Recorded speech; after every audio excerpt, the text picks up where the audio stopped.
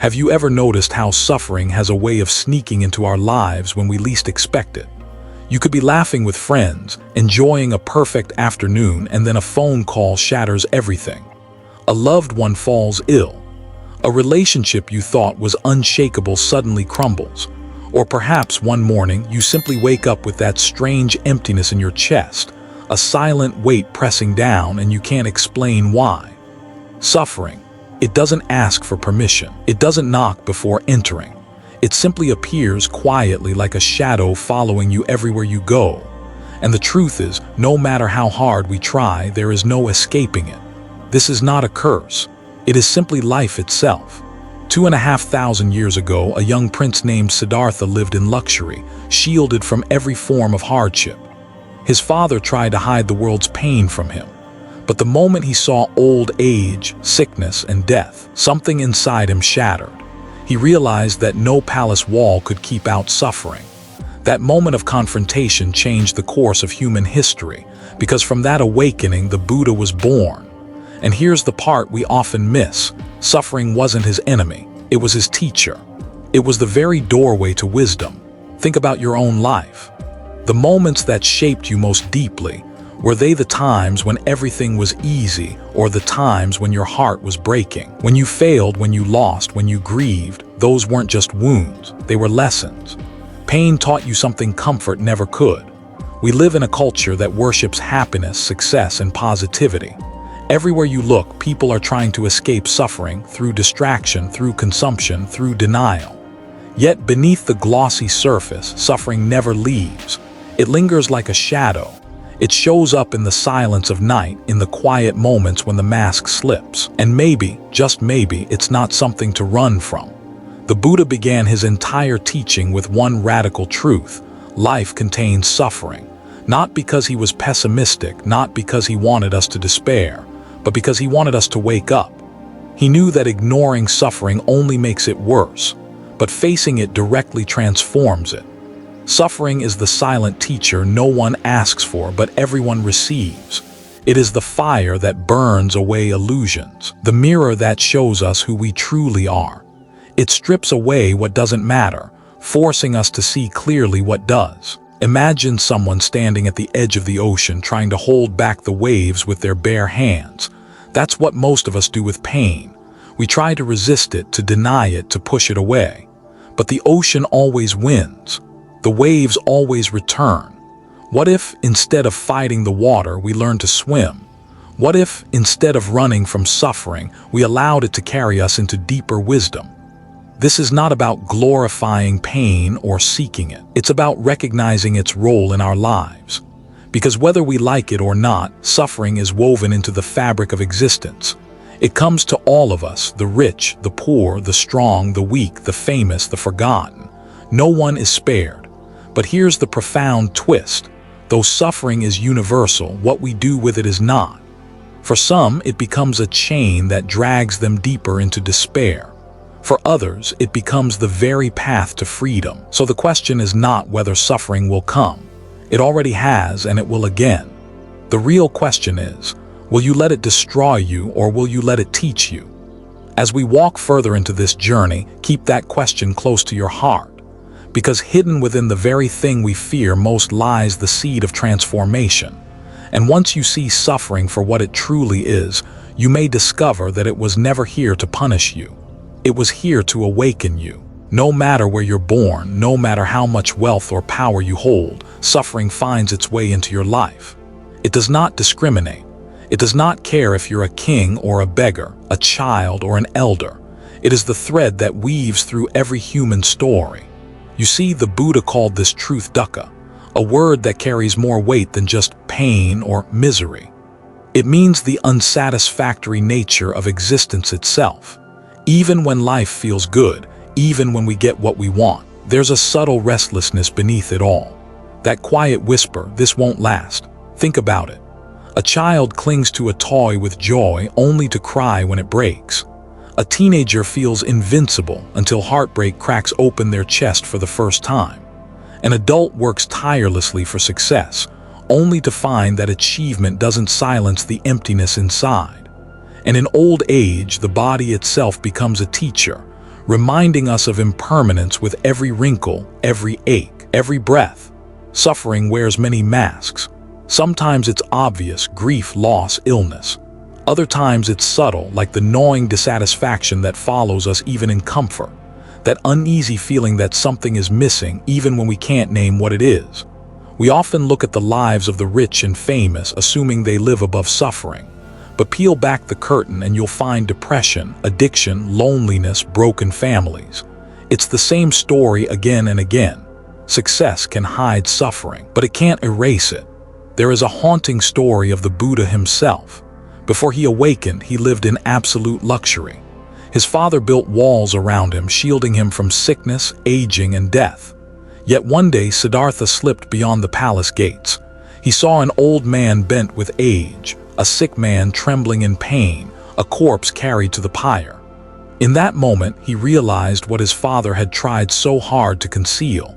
No one escapes this truth, and so it is with us. We build walls of distraction, work, entertainment, possessions, even relationships, hoping to keep suffering outside. But eventually the cracks appear.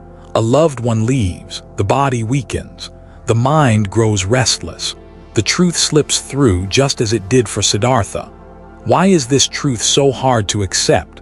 Because we want permanence in a world of impermanence. We want control in a universe that offers none. We chase after pleasure as though it will last forever, only to be met with disappointment when it doesn't. And so we suffer, but there is power in seeing clearly. When you realize that suffering is not a personal failure, not a punishment, but a universal truth, something shifts inside. You stop asking, "Why me?" and begin to see that this is the human condition. We are all travelers carrying the same silent burden. Your neighbor, your friend, your enemy, they all know pain. In this way, suffering connects us more deeply than joy ever could. Because while happiness is fleeting, suffering is shared. And here lies the paradox. The moment we stop pretending suffering is avoidable, it becomes bearable. When we see it not as an exception but as the rule, we discover the strength to face it. This is why the Buddha began with the first noble truth, not to depress us but to free us. To remind us that the cracks we try so hard to hide are the very cracks where wisdom enters. So if suffering is the universal law written into every life, then what do we do with it? Do we keep running or do we turn toward it? Do we see it as a curse or as a call to awaken? Because hidden within this universal truth is another truth, one that can change everything. Suffering is not just pain. It is also the spark that ignites transformation. There comes a moment in life when pain knocks so loudly that we can no longer ignore it. Maybe it's the sudden loss of someone we love. Maybe it's the crushing weight of failure after years of effort. Or maybe it's the quiet emptiness that no amount of success, money, or recognition seems to fill. Whatever form it takes, suffering has a strange power. It shakes us awake. Most of us drift through life in a kind of dream. We chase comfort, we chase security, we chase approval. And as long as things are smooth, we rarely stop to ask deeper questions. But when the ground beneath us cracks, when everything we've clung to falls apart, that's when the questions begin. What is the point of all this? Why am I here? What truly matters?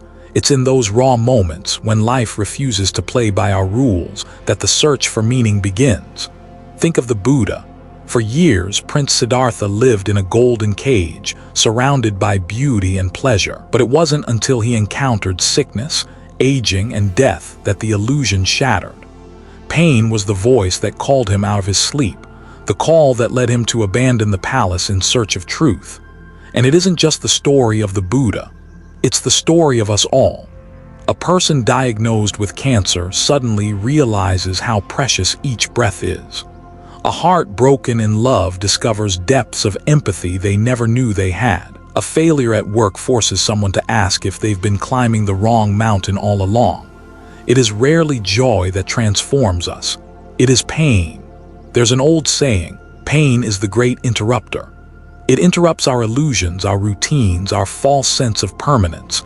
It drags us out of autopilot and confronts us with the reality we tried to avoid. And in that confrontation, we are given a choice: shrink into despair or expand into wisdom. Of course, when pain arrives, our first instinct is to resist. We ask, why me? We numb ourselves with distraction. We grasp at anything to make it stop. But if we stay with the discomfort long enough, if we allow ourselves to look it in the eye, something extraordinary happens. We begin to see that pain isn't just a wound, it's a doorway. It's the doorway through which countless people have stepped into deeper spiritual life. The mother who loses a child and turns her grief into a mission to help others heal. The soldier scarred by war who becomes a voice for peace. The addict who hits rock bottom and finally discovers the path of recovery. In each case, suffering was not the end of the story. It was the turning point, the awakening call. This is why, in Buddhism, suffering is not seen as meaningless cruelty. It is seen as a teacher that strips away illusions and invites us to see reality as it is. The pain itself is not the lesson. It is the alarm clock that wakes us so we can begin learning. And here's the paradox. Many of the most fulfilled, compassionate, and wise people are not those who avoided suffering, but those who answered its call. They allowed pain to guide them towards something greater than themselves. So perhaps the real question isn't how to escape suffering, but how to listen to it. How to recognize when it's knocking on the door of your life, urging you to grow, urging you to wake up. Because sometimes, the very thing we fear the most is the thing that sets us free. Suffering is never just suffering. Hidden inside the pain are lessons we cannot learn anywhere else. Lessons that no classroom, no book, no mentor can fully teach. They reveal themselves only when life presses us to the edge, when the heart breaks open and we are forced to see beyond the surface. The first lesson is impermanence. Everything changes. Everything fades. We know this in theory, but it is only through loss that we feel its truth in our bones. The flower withers. The body ages. The people we love eventually leave us. When suffering arrives, it strips away the illusion of permanence and shows us the fragile beauty of the moment. Suddenly, we begin to cherish what we once took for granted, the sound of laughter, the warmth of sunlight, the simple act of breathing. The second lesson is non-self. So much of our suffering comes from clinging to the idea of me and mine. My reputation, my possessions, my expectations. But when life shakes us, when what we cling to slips through our fingers, we start to see that this self is not as solid as we thought. We realize that what we call me is just a collection of changing thoughts, emotions, and experiences. Suffering dismantles the false identity we build, and in doing so, it points us toward freedom. The third lesson is compassion. You cannot truly understand another's pain until you have felt your own. When you've walked through grief, you recognize it instantly in someone else's eyes. When you've battled loneliness, you know how heavy silence can be. And when you've carried fear, you sense it in another's trembling hands. Suffering softens us. It cracks the shell of self-absorption and opens us to the shared humanity of all beings. It teaches us that kindness is not optional, it is essential. There is a story of a man who lost his family in a tragic accident. For years, he drowned in grief, unable to find meaning. But slowly, through his own healing, he began reaching out to others who had lost loved ones. His pain became the bridge that connected him to countless strangers. His suffering, once unbearable, became the seed of compassion that transformed not only his life, but the lives of many. This is the hidden gift of suffering. It refines us. Just as fire purifies gold, suffering burns away what is false and reveals what is real. It shows us what cannot be taken away, our capacity to love, to forgive, to awaken. Of course, in the moment, these lessons are rarely obvious. When you're in the depths of grief, the last thing you feel is grateful. When your heart is breaking, it's hard to see wisdom. But often, when the storm passes and we look back, we realize that pain was shaping us in ways we could not see. So the next time suffering visits, perhaps we can meet it with a different question. Not why me, but what is this here to teach me? Pain is a crucible. It is the fire that can either consume us or refine us. Every wound, every heartbreak, every moment of suffering holds within it the potential for transformation. The question is, will we let it destroy us, Or will we allow it to shape us into something stronger, wiser, more compassionate? Transformation begins with awareness. When we stop running from pain and face it fully, we start to see clearly what suffering wants to teach us. Not the immediate, fleeting discomfort, but the deeper truths hidden beneath it. Every tear, every ache, every failure becomes a mirror reflecting the nature of life itself. Consider those who have walked through immense suffering and emerged transformed. There are stories of people who have faced war, famine, or the loss of everything they held dear. Some became broken, lost in despair. But others, those who chose to look within, discovered a reservoir of resilience they never knew existed. They turned their wounds into wisdom, their scars into guidance for others. The Buddha himself is the ultimate example. He left behind a life of luxury not because he despised comfort, but because the sight of suffering, old age, sickness, and death forced him to seek a path beyond it. He transformed the pain of witnessing life's impermanence into the wisdom that would guide millions for generations. Transformation does not mean that pain disappears. It does not mean that life becomes easy. But it means that suffering no longer has the power to dominate us. Instead, it becomes a teacher, a guide, a companion on the path to deeper understanding. There is a subtle alchemy in this process. The very experiences that once made us feel powerless can, when approached with mindfulness and courage, give rise to clarity, empathy, and strength. The wound becomes a doorway. The tear becomes a lens. The failure becomes a foundation. And here's something remarkable. When we allow suffering to transform us, we begin to see others differently. Their pain no longer frightens or frustrates us. Instead, it resonates. We recognize the same struggles we have endured, the same lessons we have learned. Our suffering becomes the bridge that connects us to the suffering of others.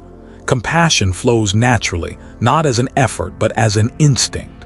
Transformation is not a sudden miracle. It is a series of small awakenings, a choice to notice, a moment of courage, a willingness to grow. Over time, these moments accumulate, and we begin to walk through life with a sense of quiet strength. The fear that once paralyzed us becomes a guidepost. The grief that once overwhelmed us becomes a teacher. So, when you encounter pain, remember this. Within every wound is the possibility of wisdom.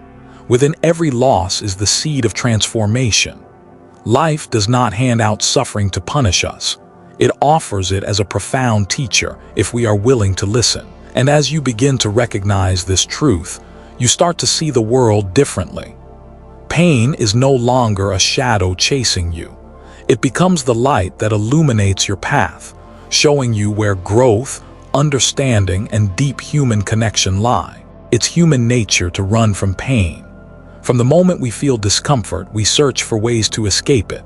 We scroll endlessly on our phones, binge-watch shows, overeat, or fill our lives with distractions. We immerse ourselves in work, chase pleasure, or cling to fleeting highs. Anything to push the shadow of suffering just out of sight. But here's the truth. The harder we run, the stronger the shadow becomes.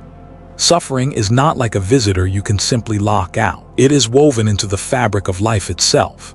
And when we attempt to avoid it, we do not eliminate it. We only delay the inevitable encounter. In fact, avoidance often deepens the pain. It builds layers of denial, stress, and confusion, until eventually the weight of it all crashes down in ways we cannot ignore. Think about it. How many times have we tried to distract ourselves from heartbreak or grief, only to find that the unresolved pain returns later, louder than before? How many times have we sought comfort in things that never satisfy, only to feel emptier afterward? This is the illusion of escape, the belief that we can outrun suffering. We think that by burying it, we can live a life free of discomfort. But suffering is not something external to be evaded.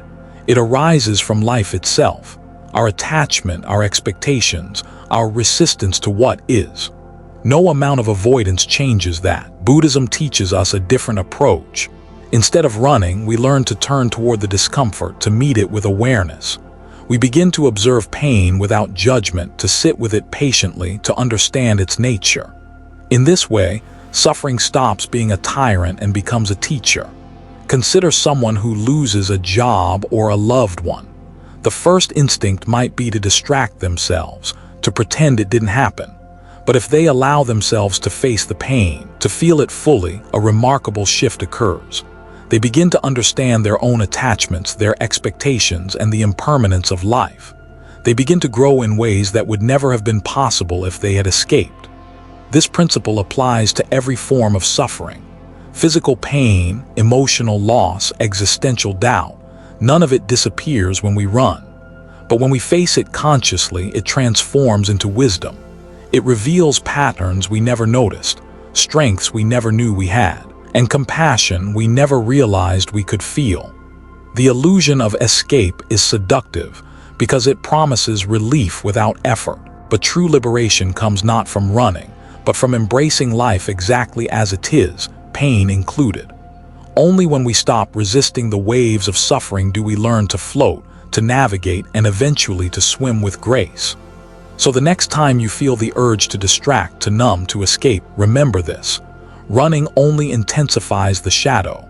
Turning toward it, observing it, understanding it, that is where the real freedom lies. And in this realization, we find a profound truth. Suffering, when approached with courage and awareness, does not trap us.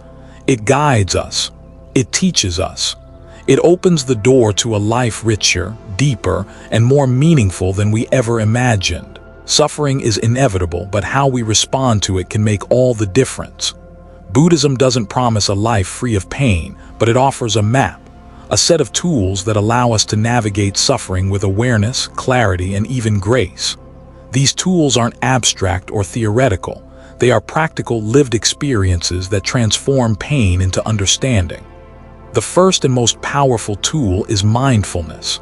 Mindfulness is the simple act of paying attention, fully, openly, and without judgment, to whatever is arising in the present moment. When a wave of pain, fear, or grief hits, mindfulness teaches us not to push it away, not to resist, not to fight it. Instead, we observe it, we notice it, we name it. And in that very act of awareness, something shifts. Pain loses its grip because it is no longer ignored or amplified. It is simply seen. Closely linked to mindfulness is meditation. Through meditation, we cultivate the inner space needed to face suffering without being overwhelmed. The breath becomes an anchor. Thoughts, emotions, and sensations arise and pass like clouds in the sky. With consistent practice, meditation builds resilience and insight. It teaches us that pain is temporary and that our inner self, the observer, remains steady even as the storms of life rage around us. Another essential tool is compassion for ourselves and for others. Experiencing suffering firsthand opens our hearts to the suffering of those around us. Compassion is not a vague idea. It is an actionable quality that transforms our response to pain. Instead of being consumed by our own struggle, we learn to extend understanding, patience, and kindness to others. In this way, suffering becomes a bridge, connecting us to the shared humanity of the world. Then there is the Noble Eightfold Path, the practical framework the Buddha outlined for moving from suffering toward liberation. Right view, right intention, right speech, right action, right livelihood, right effort, right mindfulness, and right concentration. These are not rules to follow rigidly, but guiding principles that help us live skillfully amid life's challenges. They remind us that every choice we make, every thought, word, and action has the power to ease suffering, both our own and that of others. Stories from those who have applied these tools are abundant. A person dealing with chronic illness may use mindfulness to observe the body's pain without judgment, meditation to calm the mind, and compassion to transform personal frustration into acts of service for others in similar situations. A young adult facing heartbreak may turn to these practices to process the grief fully, gaining insight into attachment, impermanence, and self-love. The beauty of these Buddhist tools is that they do not eliminate suffering. They change our relationship to it. They teach us that pain is not an enemy to be defeated, but a companion to be understood. They show us that within every hardship lies an opportunity to cultivate wisdom, resilience, and compassion. And perhaps the most subtle lesson of all is this. By learning from suffering, we begin to see life as it truly is, not as we wish it to be. We see the impermanence, the interconnection, the delicate balance of joy and pain. We learn to walk through life with open eyes, steady hearts, and an inner strength born not from avoiding hardship, but from embracing it fully. In this way, the tools of Buddhism don't just help us survive suffering. They help us thrive within it, transforming even the darkest moments into sources of insight, growth, and profound human connection. There is a strange, quiet magic in suffering. It connects us. Pain, in its rawest form, is a reminder that we are not alone. Every person you meet carries their own silent struggles, unseen battles, private griefs. And when we begin to acknowledge our own suffering, we start to recognize the same struggles reflected in others. This is the essence of compassion. Not pity, not sympathy, but a deep, lived understanding that suffering is universal, and that our hearts are capable of reaching out across the invisible lines that separate us. Consider how shared hardship has shaped human communities throughout history. People who survive disasters, wars, or personal tragedies often emerge with bonds stronger than those formed in times of ease. There's a profound understanding that comes only from experience. A mother who has lost a child, a soldier who has witnessed unspeakable horrors, or a refugee forced to flee everything they know, all of them carry empathy forged in the crucible of their suffering. Buddhism teaches that compassion arises naturally when we fully recognize our shared humanity. When we see that suffering is not punishment, not a flaw, but simply part of existence, our hearts open. We no longer judge or distance ourselves from others' pain. We resonate with it. We are drawn toward it, not to absorb it for ourselves, but to offer presence, support, and understanding. Personal suffering becomes a bridge to the wider world. When we have walked through the fire, we are uniquely equipped to guide, comfort, and inspire those who are walking similar paths. The grief that once felt isolating becomes a source of empathy. The wounds that once seemed unbearable become tools for connection. There is a story of a man who survived a devastating earthquake. In the aftermath, he could have turned inward, consumed by his own losses. Instead, he devoted himself to helping his neighbors rebuild, offering food, shelter, and companionship. His suffering had revealed a deeper truth, that pain is not meant to be endured in isolation, but to be transformed into care, understanding, and love. Compassion through shared suffering is also a daily practice. It can be as simple as listening without judgment, offering a hand when someone stumbles, or speaking words of kindness to someone who feels unseen. These acts are small, but they are powerful. They ripple outward, creating a network of understanding that softens the harsh edges of life. And here's the subtle beauty. When we extend compassion to others, we also heal ourselves. Our own pain loses its sting when it becomes a source of connection rather than isolation. In recognizing the suffering of others, we find meaning in our own. In easing the burdens of others, we lighten the burden within. So the lesson is clear. Suffering, when shared and recognized, becomes a force for unity and transformation. It reminds us that no one is truly alone. Every tear, every wound, every fear can be the foundation for empathy, the spark for connection, the path toward a more compassionate world. Through shared suffering, we discover one of life's deepest truths. Our capacity to love is as limitless as our capacity to feel pain. And it is in that delicate balance, between sorrow and empathy, grief and kindness, that the human heart grows luminous, resilient, and profoundly wise. At first glance, suffering feels like an enemy. It hits us hard, disrupts our plans, shakes our sense of security, and sometimes makes us question everything we thought we knew. And yet, when we look closer, we begin to see a profound paradox. Suffering, when approached with awareness, is not a prison, it is a doorway. The greatest teachers, sages, and enlightened beings did not escape suffering. They embraced it, learned from it, and let it transform them. In doing so, they discovered liberation. Liberation not as a distant, abstract concept, but as a lived, palpable freedom, a release from the illusions that bind the mind and heart. Buddhism calls this liberation nirvana. It is the state where the mind is no longer trapped by craving, aversion, and ignorance. And here's the remarkable truth.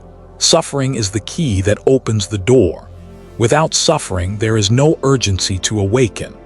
Without hardship, the mind often drifts in complacency, mistaking comfort for safety, distraction for peace, and fleeting pleasure for fulfillment. Consider the Buddha again. Witnessing sickness, aging, and death was painful, yes, but it was also clarifying.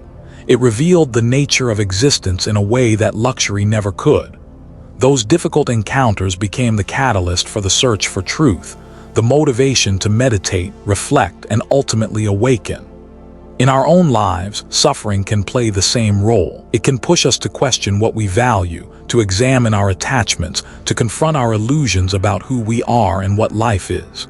Pain can sharpen our insight, deepen our empathy, and open our hearts to realities we would otherwise ignore. The ultimate gift of suffering is this. It strips away the unnecessary, the superficial, the temporary, and points us toward what is enduring.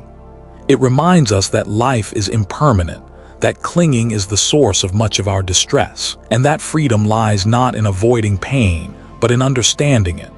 Many people have experienced this firsthand. The person who has lost everything learns to appreciate the essence of life. The one who has faced deep betrayal discovers resilience and clarity of purpose. The individual who has walked through illness or grief often emerges with a sense of perspective and a capacity for compassion that had been dormant. Suffering, in this sense, is not cruel. It is the patient teacher guiding us toward liberation. It is the sharp but necessary tool that cuts away ignorance and illusion. And the moment we truly understand this, something shifts inside us. Fear softens, attachment loosens, the heart expands. Liberation does not mean life becomes painless. It does not mean challenges disappear. Rather, it means we are no longer enslaved by them. Pain still comes, but we meet it with clarity, with courage, with awareness. And in that meeting, freedom is born. So, if you've ever wondered why hardship exists, why life sometimes seems so unkind, perhaps the answer is here. Suffering exists to awaken us, to transform us, to lead us to a place where the mind is free, the heart is open, and life is seen with the depth and clarity it always had, if only we had been ready to see. In embracing suffering as a teacher, we discover that the ultimate gift it offers is the possibility of liberation, a freedom that nothing in the external world can give, a peace that comes from within, a light that shines even in the darkest moments. If you have followed the journey of these chapters, one truth becomes clear. Suffering is not a cruel accident. It is the greatest teacher we will ever encounter.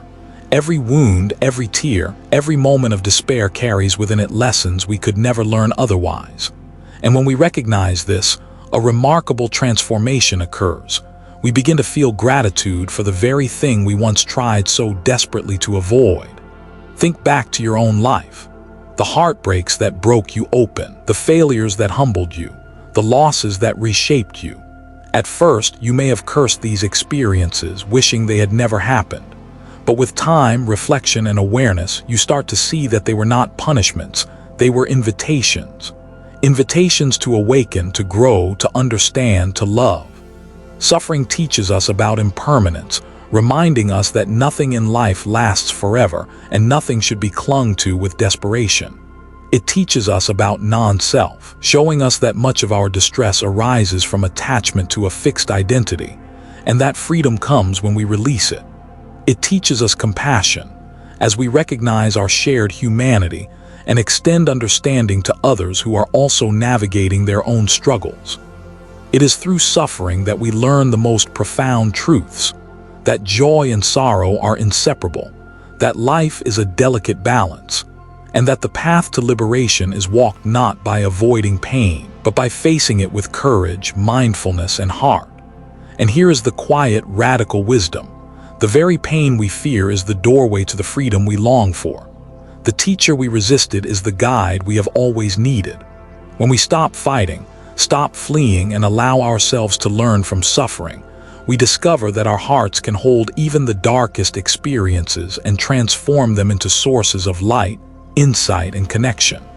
So, the next time pain arrives, instead of recoiling, breathe, observe, reflect, listen, ask yourself, what is this moment teaching me? How can I grow? How can I turn this experience into wisdom, courage, or compassion? And as you do, something beautiful happens. Gratitude blooms, not for the pain itself, perhaps, but for the lessons it brings, for the growth it enables, and for the awakening it invites.